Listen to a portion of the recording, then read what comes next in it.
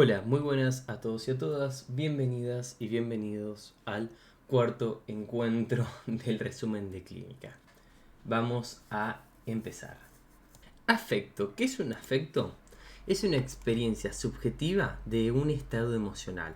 Puede ser positivo, percibido como algo placentero, y negativo, percibido como algo más bien desagradable.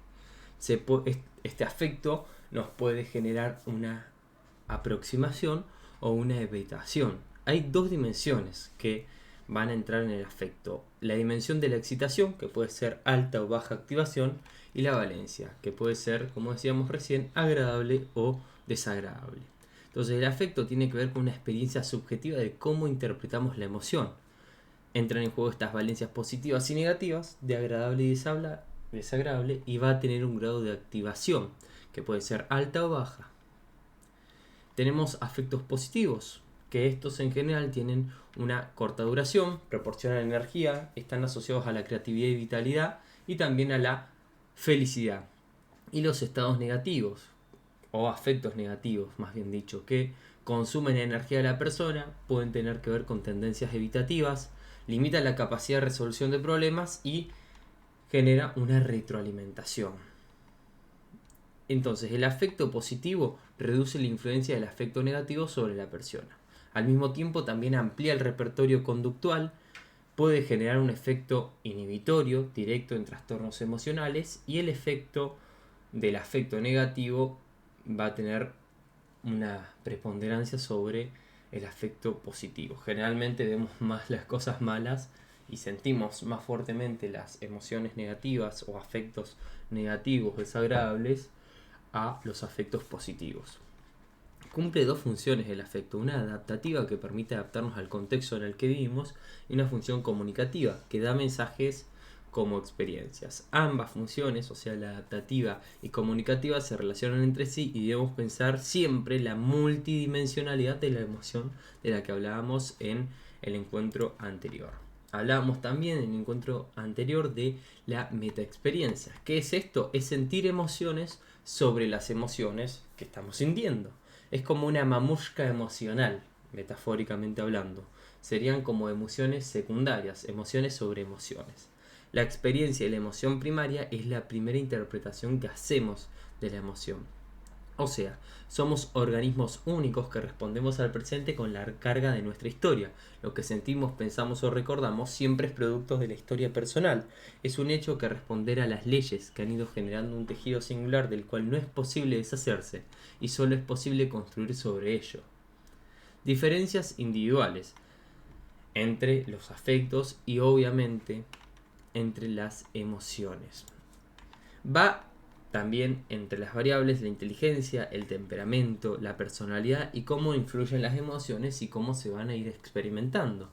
Siempre va a haber diferencias individuales en cuanto a lo biológico, en cuanto a lo psicológico y en cuanto al contexto cultural donde va a gestar esa personalidad de la persona. Entra en juego también el contexto cultural, o sea, factores emocionales tienen grandes influencias en las interpretaciones de las emociones. Por ejemplo, culturas colectivistas van a generar personalidades en personas distintas a las culturas individualistas que generan otro tipo de personalidades. No es que en sí la cultura lo genere, pero predispone a que ciertas actitudes se desarrollen o ciertos estilos de personalidad se desarrollen de manera más colectivista o más individual. Por otro lado tenemos el modelo de diátesis estrés, o sea, esto nos sirve para trabajar el problema. Lo importante entonces es trabajar los factores de mantenimiento del problema, esto que hablábamos en el primer encuentro. Esto es lo que nos referimos como diátesis, y los que mantienen el estrés son los factores de abajo, o sea, los factores de estrés. Van a tener un tinte biológico y va a haber una predisposición, y la predisposición se nutre de 6 partes o subpartes. Primero el temperamento, que se relaciona con el carácter y el rasgo de la persona. La granularidad emocional, que es esta capacidad de diferenciar estados emocionales. Es una función de cómo ve la valencia y cuánto se activa y cómo esas valencias y activaciones se van a transformar en interpretaciones de las emociones.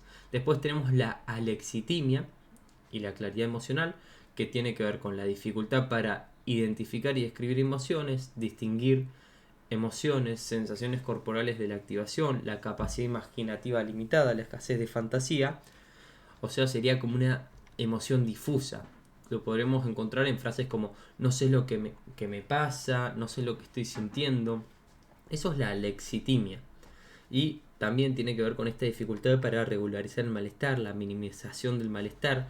Parece acercarse a ciertos estilos también desadaptativos del afrontamiento. Por otro lado tenemos la claridad emocional, o sea, hay cierta conciencia y comprensión de la experiencia emocional y nos va a permitir un afrontamiento más bien adaptativo y acercarnos al bienestar. Por otro lado tenemos la inteligencia emocional, que consiste justamente en identificar y etiquetar estos estados emocionales propios y ajenos, expresar emociones de una manera efectiva, establecer empatía y poder tener una capacidad de reflexión, todos estos componentes justamente de la inteligencia emocional, y pone énfasis en lo cognitivo, o sea, es algo más interpersonal. Por último, tenemos la tolerancia al malestar, que tiene que ver con una habilidad para experimentar estados internos desagradables de una manera efectiva y medianamente funcional, o sea, no es la evitación. Por otro lado, podemos ir hablando de los estilos afectivos, que tienen que ver tienen mucha relación con las estrategias de afrontamiento. Siempre va a haber diferencia entre las personas para poder gestionar esas experiencias, o sea, cómo gestionan la información emocional, cómo la interpretan y cómo reaccionan ante los estímulos. Esto va a determinar el estilo o la actitud en que enfrentan estas experiencias emocionales. Tenemos dos tipos de estilos afectivos, centrados en la emoción, que es más apropiado para situaciones de estrés incontrolables, y centrados en el problema, que son más apropiados para situaciones de estrés más controlables. Entonces la percepción del estrés tiene que ver con la construcción subjetiva del control sobre el estrés. Por otro lado tenemos la motivación, que es esta experiencia emocional que abarca ciertas tendencias emocionales. Motivación y emociones se ven claramente afectados en trastornos emocionales y en trastornos sobre adicciones. ¿Qué es la motivación? Es ese impulso de actuar de un modo concreto para avanzar hacia una dirección específica y alcanzar un objetivo determinado. Hay dos tipos, algo que se llama la motivación intrínseca y otra que es la motivación extrínseca. Entre motivación y afecto siempre hay una relación causal. La emoción puede afectar a la motivación. La conducta motivada puede estar por dos motivos. Hay dos vías de que esté motivada. La conducta puede estar motivada hacia la evitación, o sea, nuestra conducta es o busca evitar cierta situación. Por ejemplo, se puede evitar un castigo o un malestar subjetivo. Supongamos que una persona nos hizo bullying en nuestra infancia. Entonces, si nos los cruzamos en una fiesta, en un cine, en un teatro, en una junta, nuestra conducta puede llegar a estar motivada por la evitación, por ese malestar que nos genera recordar aquellos tiempos. Eso es un ejemplo, por ejemplo, de una conducta motivada por evitación. Y después la conducta motivada por aproximación. Por ejemplo, acá están motivadas por el placer o la recompensa que puede tener tal conducta. Por ejemplo, una conducta motivada de aproximación es ir al gimnasio por la recompensa de sentirse mejor. Volviendo, vamos a recordar que es una emoción. Decíamos en encuentros anteriores que la emoción es una experiencia multidimensional que se caracteriza por distintos niveles de activación y de placer y desagrado, que está asociado a experiencias subjetivas, experiencias somáticas y tendencias motivacionales. La emoción siempre está tenida, como decíamos, por factores contextuales, culturales, y también se puede regular, pero hasta cierto punto mediante procesos tanto intra e interpersonales. Decíamos que la función de las emociones eran que organizan y motivan la acción, o sea, la conducta. Las emociones comunican algo, las emociones influyen sobre nosotros mismos y dentro de las emociones hay información sobre cosas importantes, o sea, marca cierta jerarquía de significación subjetiva. Hay que saber que no todos ni todas tenemos la misma tonalidad, intensidad o volumen de las emociones. Somos diferentes e incluso no respondemos con la misma emoción cuando nos encontramos en situaciones parecidas. Sin embargo, algunas personas son especialmente susceptibles y esta característica temperamental es biológica. Los seres humanos aprendemos a regular las emociones, parte de nuestra socialización tiene que ver con esta inteligencia y desarrollo de las inteligencias intra e interpersonal, que está muy relacionado con la inteligencia emocional, y tiene que ver también con esta capacidad de entrenarnos y comunicarnos y establecer vínculos con un otro. Por otro lado, la validación es un aspecto de la comunicación entre las personas. Se refiere a la reciprocidad con la que se transmite la opinión de los otros y cómo es escuchada, legitimada, respetada y aprendida. Está tenida en cuenta independientemente del acuerdo o de la valoración personal. Hablábamos antes de la conducta motivada, que está orientada a buscar el placer o a evitar el castigo, y las necesidades siempre van a direccionar las motivaciones. Decíamos aproximación y evitación. Después tenemos el yo y la autorregulación. El yo tanto como objeto debe conocerse y el sujeto el que conoce. El yo está relacionado con el autoconocimiento, con esta agencia personal, o sea, sentirse responsable de las propias acciones y del pensamiento. El yo también establece cierta continuidad, o sea, que se es la misma persona a lo largo del tiempo, y tiene cierto nivel de coherencia, sabiendo que soy único y que hay cierta coherencia entre mi forma de actuar, pensar y hacer. El mí tiene que ver más bien con lo material, el mí espiritual y el mí social. Entonces los procesos relacionados con el yo llevan a la autopercepción y autoevaluación, que pueden ser positivas o negativas y pueden estar relacionadas con el afecto negativo. Hay que saber que el yo cambia siempre con el tiempo. Y hay tres yo. Está el yo real, el yo ideal y el yo normativo. Regulación emocional. Cito esta frase de Thompson que dice lo siguiente: consiste en los procesos extrínsecos e intrínsecos responsables de controlar, evaluar y modificar las reacciones emocionales, sobre todo en lo que concierne a las características de intensidad-tiempo para conseguir los objetivos personales. Linehan define la desregulación emocional como la incapacidad, incluso cuando se le intenta seriamente, para cambiar o regular las claves, las acciones, las respuestas verbales y no verbales emocionales cuando es necesario. El rol ingenuo del terapeuta. Esto tiene que ver con no dar nada por supuesto. Empezar a preguntarse cuándo empezó la situación que terminó en esta conducta problema. ¿Qué pasó después? ¿Qué emoción sentiste? ¿Qué pensaste? ¿Qué hiciste? O sea, el terapeuta se para como un ingenuo, como alguien que no sabe, como alguien que es ingenio. Ingenuo. Que no es genio, básicamente. ¿Qué sugiere la definición de Thompson que decíamos recién acerca de la regulación emocional? La regulación emocional puede consistir en mantener o intensificar o inhibir emociones. La regulación emocional influye sobre los distintos aspectos de la experiencia emocional, sobre esta valencia, intensidad y temporalidad. Las emociones no solo pueden modificarse mediante estrategias de autorregulación, sino que también pueden ser regulados por otros, y la regulación emocional cumple una función.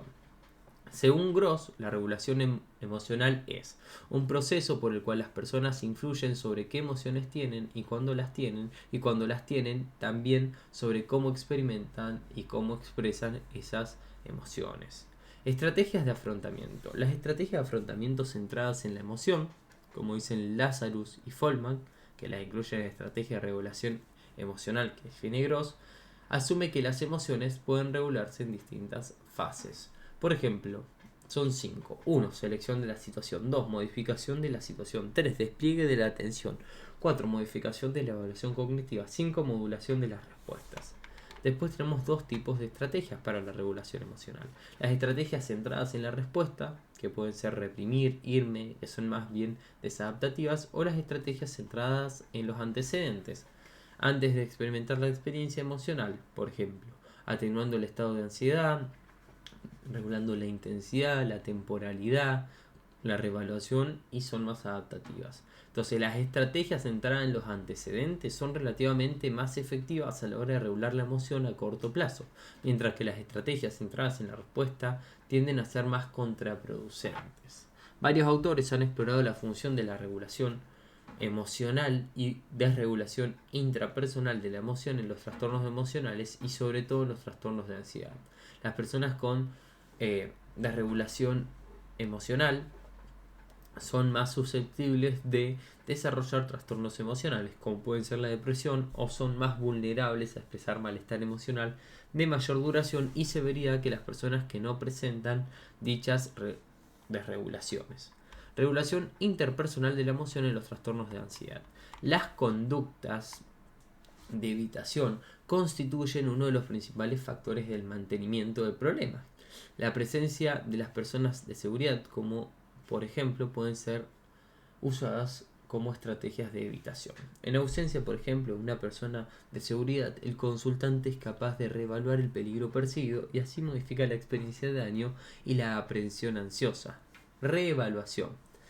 Tiene que ver con esta estrategia interpersonal de regulación emocional más efectiva, o sea, la más adaptativa. Está estrechamente relacionada con los procesos nucleares de la terapia cognitiva de Beck y de Ellis. La respuesta emocional ante cierto acontecimiento depende siempre de la interpretación que hagamos del mismo. Y cómo lo interpretamos va a depender a su vez de varios factores como son esquemas personales, el contexto, las experiencias pasadas. Y estos factores son un filtro que van a determinar dicha interpretación. El primer paso de la reevaluación cognitiva consiste en que la persona acepte la posibilidad de que la conclusión inicial sea incorrecta. Exige cierta flexibilidad cognitiva y capacidad de cambiar la postura. La posición del observador debe ser neutral en lugar de actor y reactor ante los desencadenantes situacionales. Un segundo paso sería más bien que el consultante reúna pruebas a favor y en contra de una interpretación concreta de la situación o de los estímulos. Esto va a someter al pensamiento a juicio y al igual que en un experimento las pruebas corroboran o refutan dichas hipótesis. Por ejemplo, la terapia cognitivo-conductual de Beck consiste en identificar, cuestionar y modificar pensamientos, que no es una tarea fácil. La manera en que solemos interpretar siempre tiende a ser muy resistente al cambio. Después hablemos un poquito de los esquemas desadaptativos. Los esquemas desadaptativos son creencias globales que dan lugar a pensamientos automáticos específicos en una situación concreta. Aparecen en la infancia y adolescencia. Se los considera factores de vulnerabilidad general para una amplia variedad de trastornos psiquiátricos. Ocurren también cuando el temperamento interactúa con experiencias relacionadas y relacionales adversas y tempranas, lo que lleva a la persona a sentir que sus necesidades básicas, como el apego seguro, la autonomía, las emociones válidas, los límites realistas, la libertad para expresar necesidades, no están satisfechas. Cuando los esquemas se activan más adelante, la persona responde con cierto estilo de afrontamiento que va a ser más bien desadaptativo, que ha aprendido para afrontar situaciones adversas y que van a perpetuar este esquema desadaptativo. Afecto positivo y felicidad. Tenemos tres puntos de verlo. Como hedónico, que tiene que ver con estos sentimientos positivos transitorios, como es la felicidad y la satisfacción. Eudaimónico, que tiene que ver con esta descripción de emociones duraderas que van a acompañar el acercamiento de la persona hacia el cumplimiento del potencial.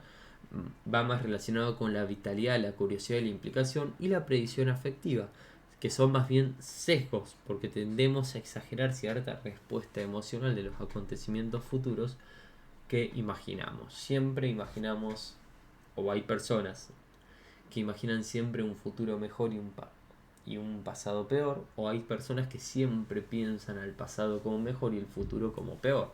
Tiene que ver con esta predicción afectiva. Y acá estaríamos pasando por alto ciertos factores contextuales que siempre van a tintear nuestras emociones y nuestra fenomenología de la realidad. ¿Qué significa esto? Van a afectar nuestra manera de vivir. Siempre el contexto va a marcar de alguna manera la manera en que nosotros vivenciamos nuestras emociones y afectos. Hablemos ahora un poquito de lo que es la atención plena. Tiene que ver con este proceso mental de distanciarse de los propios pensamientos. Se define como el proceso que conduce a un estado mental caracterizado por la conciencia carente de juicio de la experiencia del momento presente, al tiempo que alimenta la apertura, curiosidad y aceptación. Tiene que ver con prestar atención plena y significar estar en ese momento presente en lugar de pensar acontecimientos pasados o futuros o cuestiones que nada tienen que ver con el momento presente. El entrenamiento y los ejercicios de atención plena apuntan a experimentar el momento presente de una manera abierta y sin juzgar. Se ha demostrado que es más bien efectivo en estilos cognitivos donde predomina la rumiación y la inquietud, así como la depresión y la ansiedad.